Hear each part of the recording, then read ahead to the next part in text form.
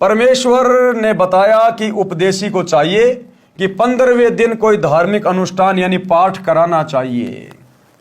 अगर आपके गुरुदेव भगवान आश्रम में हैं तो आपने कोशिश करनी चाहिए कि हर 15 दिन में आप अपने गुरुजी के दर्शन करने जाएं।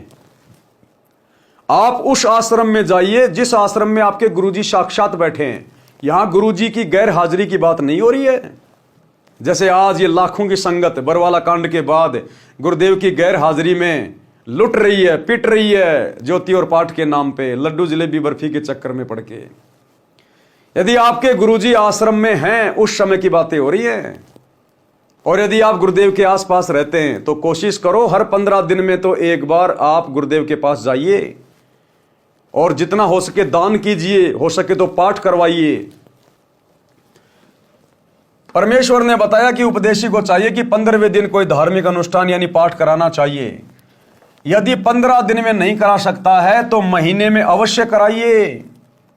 निर्धन के लिए कहा है कि यदि कोई रंक हो तो साल में 2 बार कराएं या साल में 1 बार अवश्य कराएं। गरीब से गरीब भगत को भी चाहिए कि साल में 1 बार अपने गुरुजी के हाथों में पाठ का पैसा दे, अपने नाम का धर्म कराए, समागम करवाए। साल में कम से कम 1 बार, ये लास्ट है।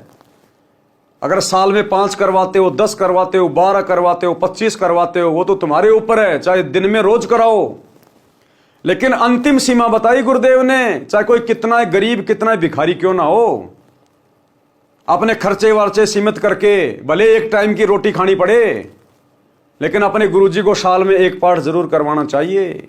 अपने गुरुजी को, गुरुजी की गैर हाजिरी में, गुरुजी के परिवार को नहीं, किसी कोऑर्डिनेटर को नहीं, अपने गुरुजी को।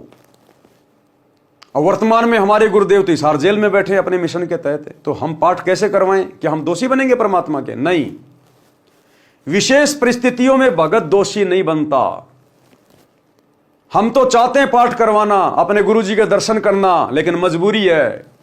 हमारे गुरुदेव हिसार जेल में बैठे अपने मिशन के तहत, तो ऐसे में भगत को दोष नहीं लगता। ऐसे में भगत ने क्या करना चाहिए? भगत ने संकल्प कर लेना चाहिए।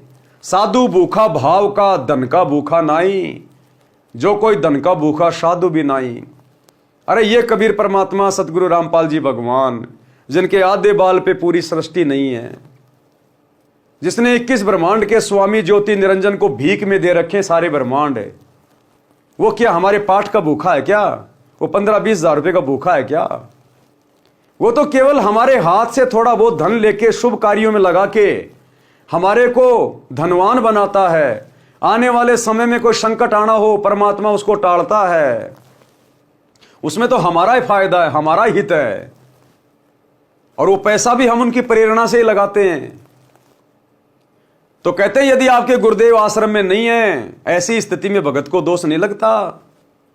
साधु भूखा भाव का, धन का भूखा नाई, जो कोई धन का भूखा साधु भी नाई। तो ऐसी स्थिति में आप जी ने संकल्प कर लेना चाहिए। अपने घर पर दरबार साहिब के सामने गुरुदेव भगवान को दंडोत करके संकल्प करना चाहिए कि हे गुरुदेव भगवान, आपका दास आपके चरणों में पाठ प्रकाश का संकल्प करता है।